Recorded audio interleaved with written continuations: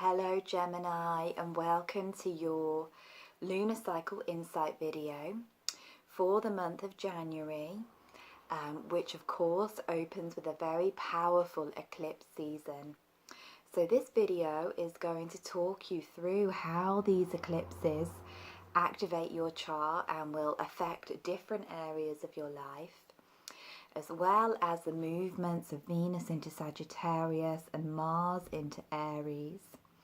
And apologies Gemini, this video is a little bit later than some of the others. I was having some technical issues with it, so I'm recording it around lunchtime on the 6th of January, so we're still very much in the energies of this Capricorn eclipse. You know, the moon's still moving through Capricorn today, and hopefully there will be some valuable insights that will take you through the rest of the month as well. So we begin this cycle with the Capricorn new moon solar eclipse, which is very much about deconstructing the old in order to construct the new. There may be some old security blankets or ways of being that are stripped away during this eclipse cycle in order for us to utilize the energies of the cosmic architect and build something new. It's a powerful moon because it activates the Capricorn house where Pluto and Saturn are currently transiting. So we know for all of us, the section of our chart that is ruled over by Capricorn is receiving a lot of energy and a lot of attention over this coming year in particular.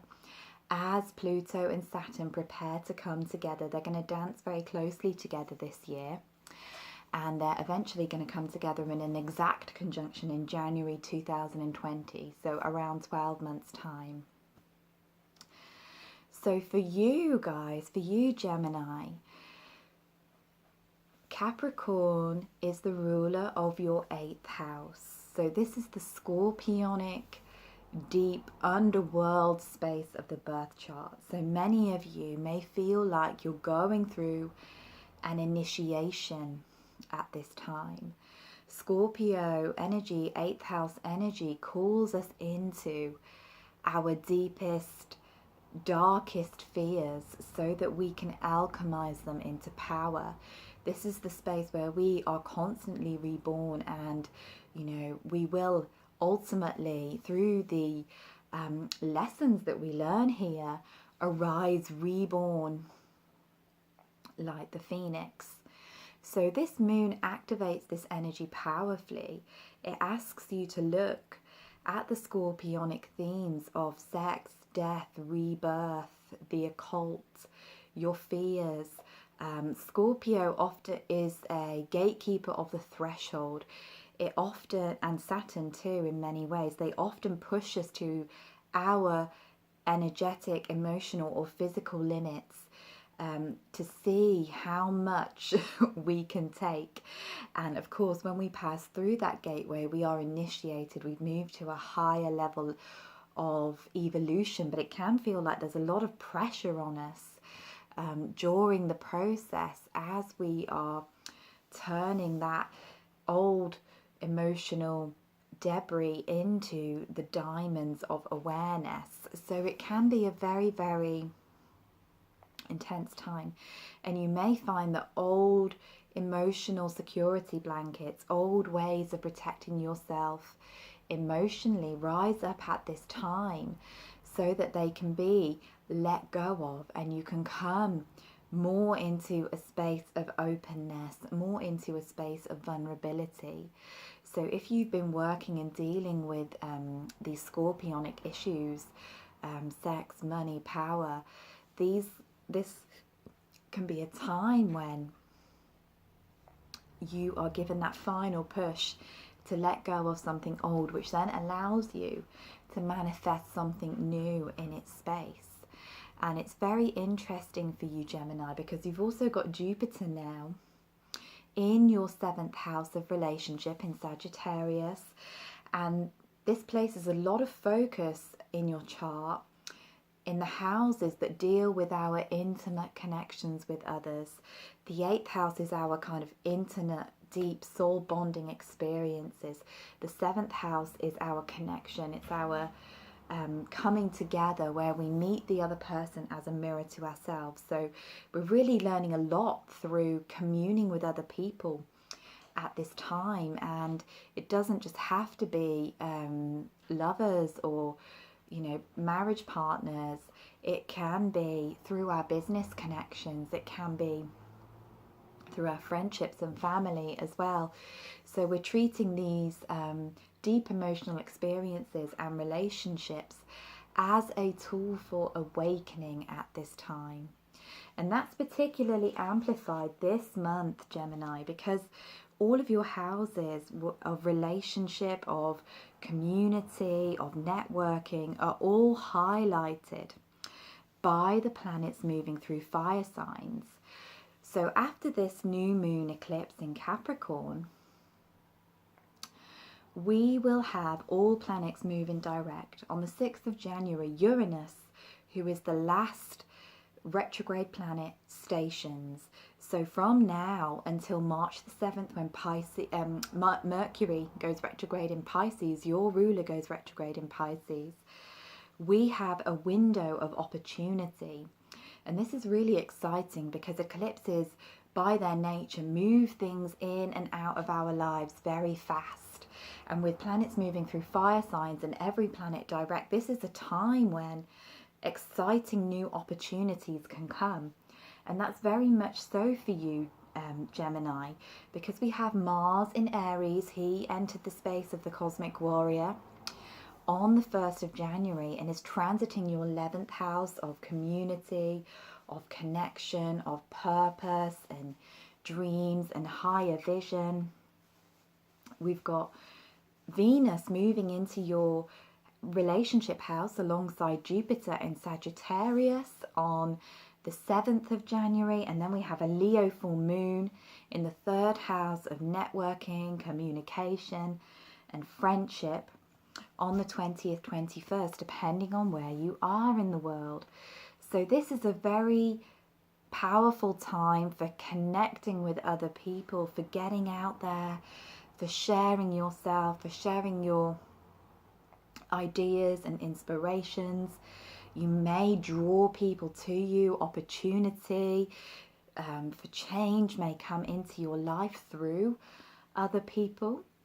And around the time of this Leo full moon, which brings culmination to the previous eclipse cycle, which was falling in your 3rd and 9th houses on the Leo Aquarius axis, and also clears up the cycle that we've been in since that powerful eclipse season in August 2018. It gives you this kind of last boost of energy to really rediscover what your authentic truth is, what your individual creative purpose is, and how you can step up and be seen and share that with the world.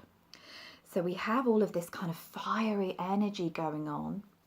So we may even feel ourselves becoming a little bit overwhelmed, a little bit spun out with all of the connection and collaboration and ideas and things that we want to invest our time and energy in arising. And it's also a really powerful time for you for relationship healing, as Venus and Jupiter, the day following the full moon in Leo, the 22nd of January, they come together in conjunction, which is a beautiful, beautiful energy. We have Venus, you know, the love, the beauty, the lesser benefic, and Jupiter, the blessing giver, the bright benefic, coming together. So this is a very fortuitous combination. And for you, this is happening in your 7th house of relationship. So this can be a time when there is deep healing in existing relationships, or you may find yourself attracting new people Again, we go back to that theme. So pay attention for who enters your life at this time, Gemini, because there seems to be a theme coming of new people entering your life. And with this being in the sign of Sagittarius and conjunct Jupiter, the great teacher, perhaps it can also be people that support you in your spiritual purpose, you know, moving forward on your pathway of highest evolution as well. So watch out for teachers or offers to attend workshops or to learn something new, which we know you love to do, coming your way. And it's important to recognize when we work, particularly with the 11th and 3rd houses, that a lot of these collaborations and connections can be coming through the web.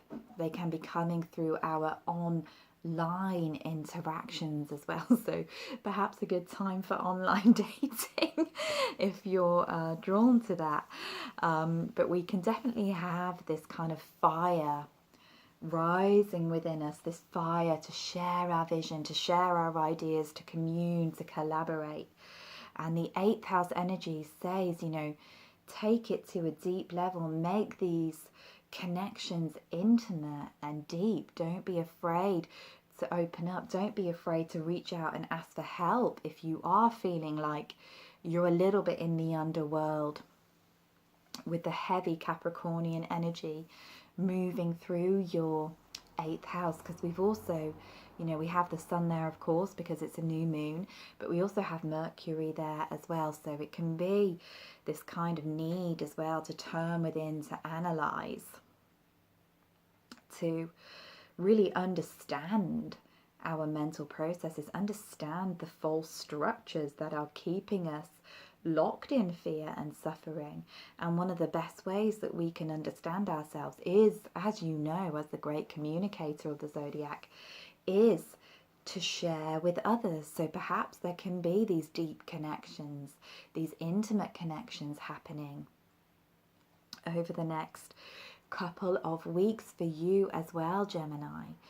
So it feels like a time of depth as well as a time of collaboration and communication. We can manifest our best life when we reach out to our community and connect with others, particularly when we've got this year-long transit of Jupiter in the 7th house for you, Gemini. So an exciting month, an exciting start to the year. So it can be this kind of energy of full steam ahead for you, and you know, being out there, being sociable, which nurtures your soul. So let's pick a card for you to culminate the reading, and this is from the Goddess Guidance Oracle deck.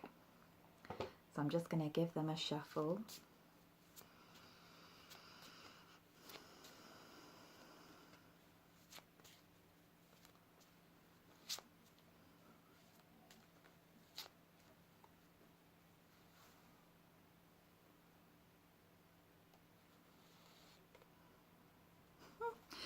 Oh wow, and this is hilarious because this is exactly the card that I pulled for you in the first reading that I did that got lost in translation somewhere. So we have the goddess Bat, the the feline frequency that wants to deeply commune with you. And this is really interesting because, of course, the Leo full moon holds the energy of these fierce, leonine, cat-like goddesses very, very deeply. So perhaps with this card having the keyword of independence and the phrase being your independence is a foundation for your strength and success, this can be also about you claiming your mastery, which is very much an energy that comes through with Saturn and Capricorn. And now we have a cat that has joined us as well. So definitely the cat energy wants to work with you this month, Gemini. So yeah, we can, when we work with Saturn, we can develop mastery. We can realize that we are the authority of our own life. So however much you naturally, as the sign of the twins, likes to connect and commune, it ultimately has to be you that takes the steps to bring your dreams into reality. The sharing of ideas, like I say, the sharing of emotions and feelings can all be wonderful and very supportive, but you are the only person that can change your life. And I want to say a message about commitment here as well, because Saturn calls us into devotion and discipline.